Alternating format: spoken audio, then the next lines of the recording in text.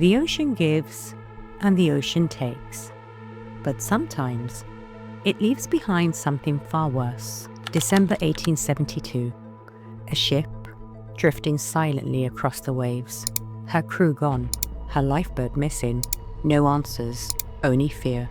That ship was the Mary Celeste, a ghost born from silence. When you hear the words ghost ship, one name rises above all others, the Mary Celeste. Even if you've never studied the sea, chances are you've heard of her. Her story has seeped into books, films, and legends, each one trying, and failing, to explain what really happened. The Mary Celeste was not an old, cursed wreck. She was a strong, seaworthy brigantine, built in Nova Scotia in 1861. She changed hands several times, even had a different name once, the Amazon, before she became the Mary Celeste.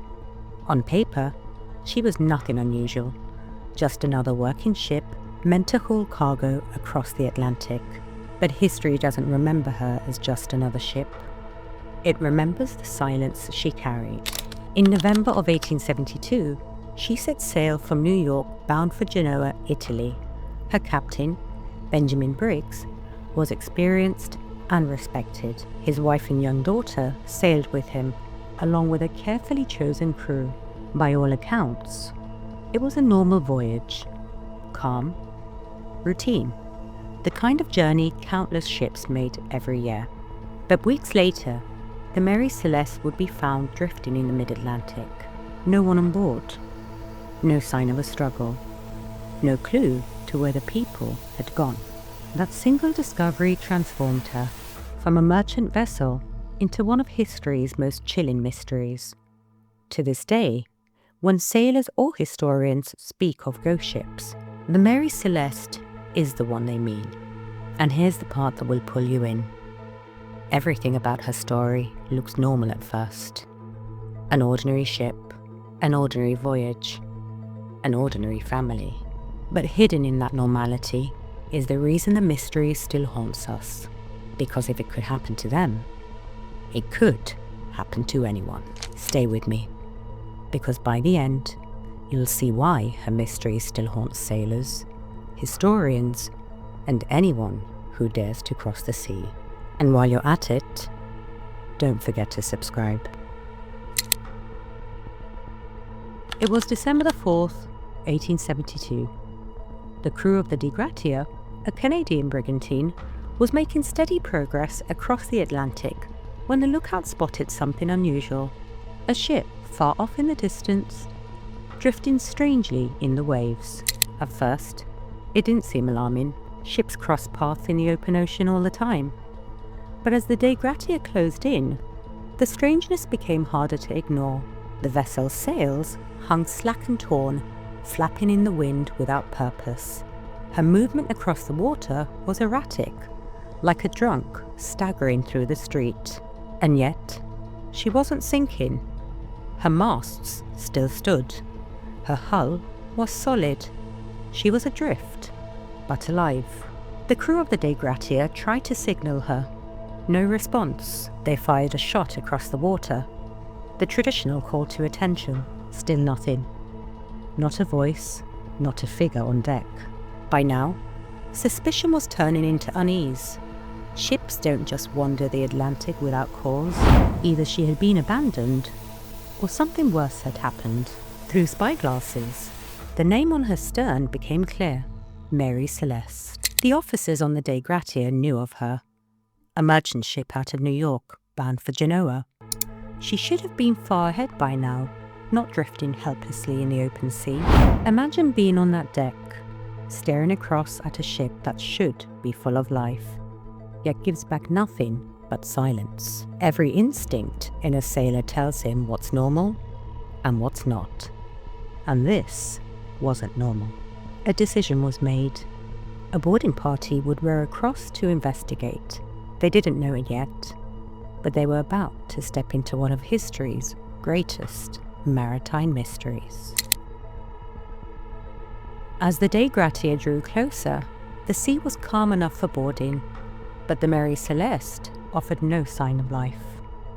No one at the wheel, no movement on deck, only the sound of loose canvas snapping in the wind. The crew called out across the water. No reply. They waved. Still nothing. Even a warning shot brought silence. For sailors used to noise, chatter, and the busy rhythm of a working vessel, the stillness was unsettling. Ships don't simply sail themselves. Someone has to guide the wheel, trim the sails, watch the horizon. But here, there was nothing. Through their spyglasses, the men studied her carefully. The rigging was damaged, but not destroyed. The sails were rough, but usable. The ship wasn't sinking. She looked, impossibly, alive but deserted. That raised troubling questions. If the crew had abandoned her, where had they gone? And why leave a ship that could clearly still sail? The captain of the Dei Gratia, David Morehouse, hesitated. Approaching a drifting vessel always carried a risk. Was she hiding pirates, disease, some danger not yet visible? But curiosity and a sailor's duty to investigate outweighed caution. He ordered a small team to prepare. They would row across, climb aboard, and see for themselves what fate had befallen the Mary Celeste. Now pause for a moment and put yourself in their place. You're in that small boat, the ocean stretching endlessly around you. Ahead looms a ship that looks alive but dead at the same time.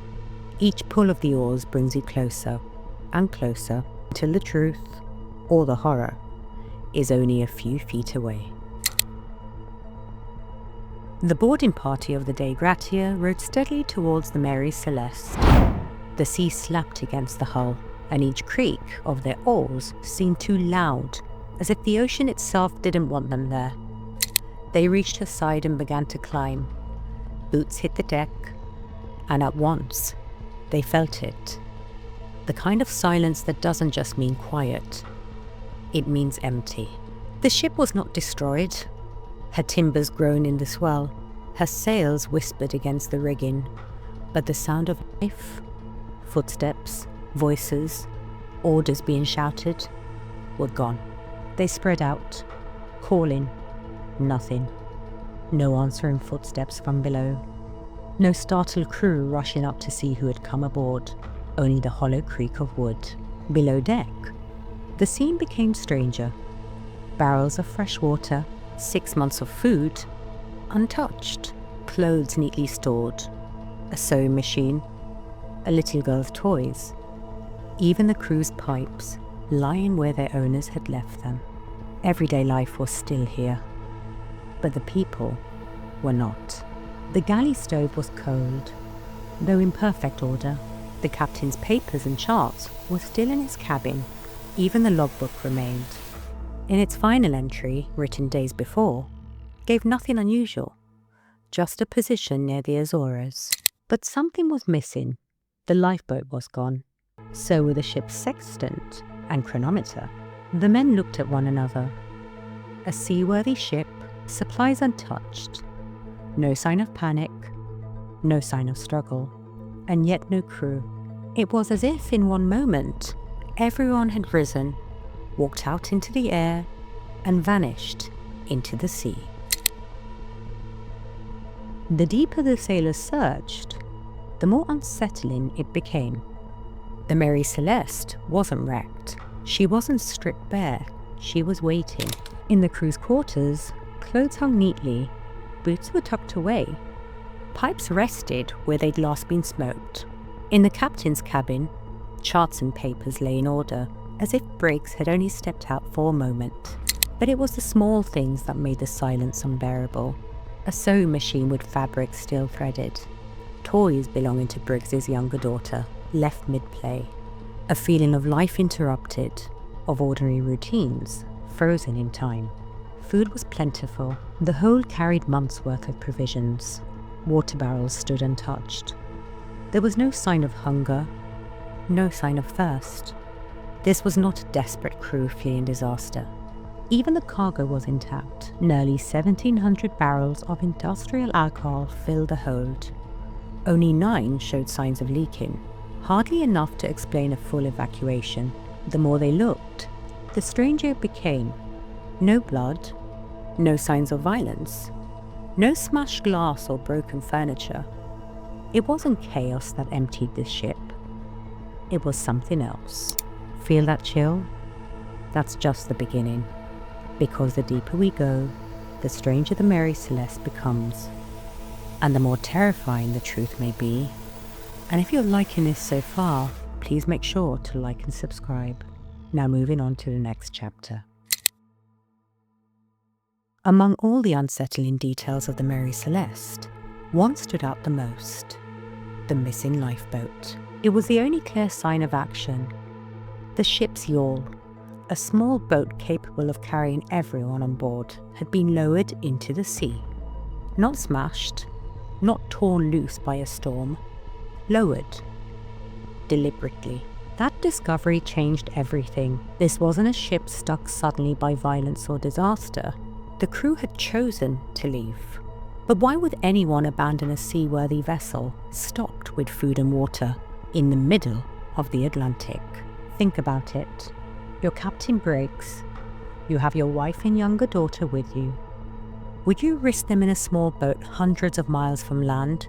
Unless you truly believe staying aboard was worse. Some believe the leaking barrels of alcohol in the hold released dangerous fumes. If Briggs feared an explosion, he may have ordered everyone into the lifeboat temporarily, planning to return once the danger had passed. But if that was the case, why didn't they come back? Others suggested the lifeboat may have been tied behind the ship, ready to reboard. Perhaps the line snapped. If so, the Mary Celeste would have sailed on without them, leaving the crew stranded in a small boat, lost to the waves. It's a haunting possibility. The ship that lived, the lifeboat that died. The strangest part of the Mary Celeste mystery is this: the ship itself was fine. She wasn't sinking. She wasn't broken beyond repair. She was alive. Yes, there were some waters in her bilges, but not enough to sink her. Her hull was solid, her mast still standing. Her sails were ragged, but she could have still moved under wind. For an experienced captain like Briggs, this was not a lost cause. This was a ship that could keep going. The Dei Gratias sailors proved it. They divided their own crew, placed a few men on the Mary Celeste, and sailed her hundreds of miles to Gibraltar. If strangers could guide her safely to port, why couldn't her own captain and crew? And that's the heart of the mystery. The decision to leave made no sense. Every fact argued against abandoning her. Food, water, shelter, all waiting below deck. A cargo valuable enough to warrant protection. And above all, the Atlantic in December is no place for a small lifeboat. The Mary Celeste was not a ghost ship because she was wrecked. She became a ghost ship because she was whole. In the hold for the Mary Celeste lay her purpose for sailing: 1,701 barrels of industrial alcohol. The cargo was valuable, dangerous, and tightly sealed. But when the boarding party checked the barrels, they made a strange discovery. 9 were empty. Their seams had split. To some, this was the first real clue. Alcohol fumes are highly flammable.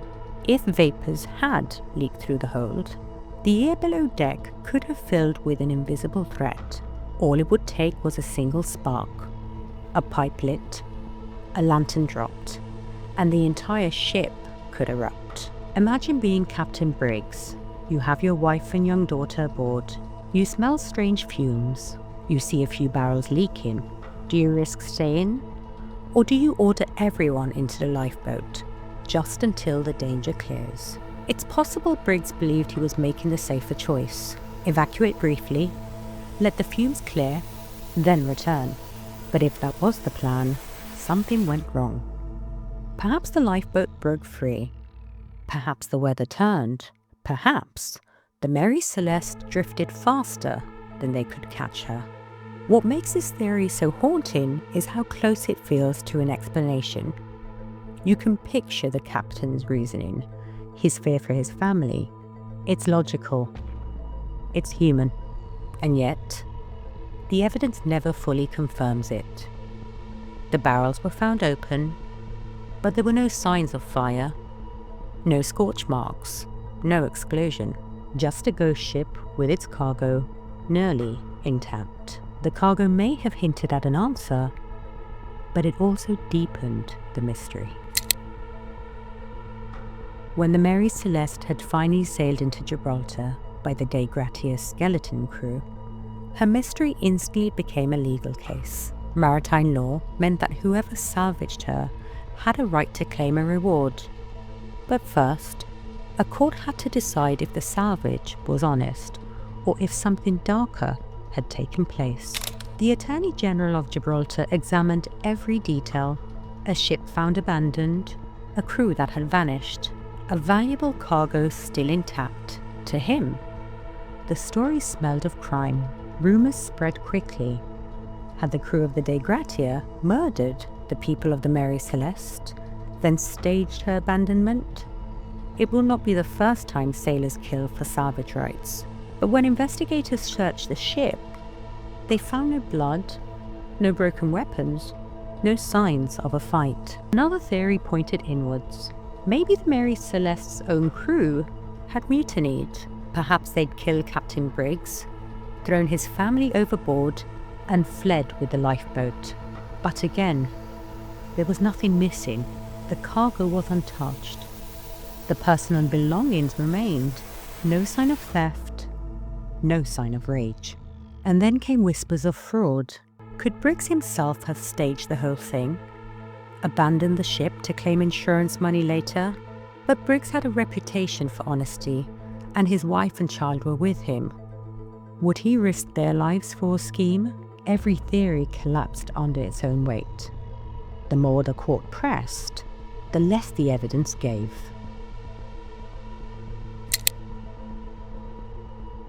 Of all the explanations put forward, one theory rose above the rest: the fumes from the cargo itself. The Mary Celeste carried nearly 1,700 barrels of industrial alcohol. When investigators opened the hold, they found 9 barrels had spilled. Their seams had cracked. It wasn't much, but it was enough to raise the question: had alcohol vapors filled the ship? Alcohol fumes are highly flammable, invisible, odorless, and deadly. If the crew believed the hold was about to explode, panic would have been understandable. Captain Briggs may have ordered everyone into the lifeboat, taking the sextant and chronometer to stay nearby until it was safe to return. Picture that for a moment. The smell of strange gases rising, a nervous crew looking to their captain, a wife clutching her young daughter. Faced with the unknown, Briggs makes his choice. They lower the lifeboat, tether it to the ship, and wait. But what if something went wrong? A sudden squall could have snapped the line, setting the lifeboat adrift. The Mary Celeste, with her sails half set, might have caught the wind and pulled ahead, leaving her crew behind in an open ocean. This theory explains much: the missing lifeboat, the absence of bodies, the untouched cargo. It paints Captain Briggs not as reckless, but as cautious. And yet, there were no scorch marks, no proof of fire, no evidence that fumes were strong enough to spark such fear. The barrels were found open, but silent. Others turned to the sea itself for answers. The Atlantic in December is no gentle sea. Storms rise suddenly. Waves climb as high as buildings. A single mistake can destroy even the strongest of ships. Some believe the Mary Celeste had been struck by a rogue wave, a massive wall of water that appeared out of nowhere, smashing over her deck. If water flooded the bilges faster than the pumps could handle, Captain Briggs may have feared she was about to sink. Others suggested a waterspout, a tornado at sea, sucking water high into the air, then dumping it back onto the ship. In the chaos, with sails ripped and rigging torn, abandoning ship may have felt like the only option. But when the Mary Celeste was found, she wasn't sinking. She carried only a few feet of water in her bilges. Nothing unusual. Her pumps had been used, but not overwhelmed. The damage to her sails was real, yet not catastrophic. She could still sail, as the De Gratia crew proved when they brought her to Gibraltar. So why leave her? Why take a lifeboat into an ocean more dangerous than the ship itself? Nature offers tempting answers. A wave, a spout, a sudden quake under the sea. But each one raises the same question. Why abandon a ship that was battered, but still alive? To understand why the Mary Celeste is so unsettling, you need to know who was on board. Her captain was Benjamin Briggs, a man with decades of experience at sea. By all accounts, he was steady, responsible, and deeply respected. This wasn't a reckless adventurer or man looking for shortcuts. He was a professional. But this voyage was different. Briggs didn't sail alone. He brought his wife, Sarah, and their 2-year-old daughter, Sophia. For a captain to bring his family on such a crossing meant only one thing. He trusted the voyage to be safe.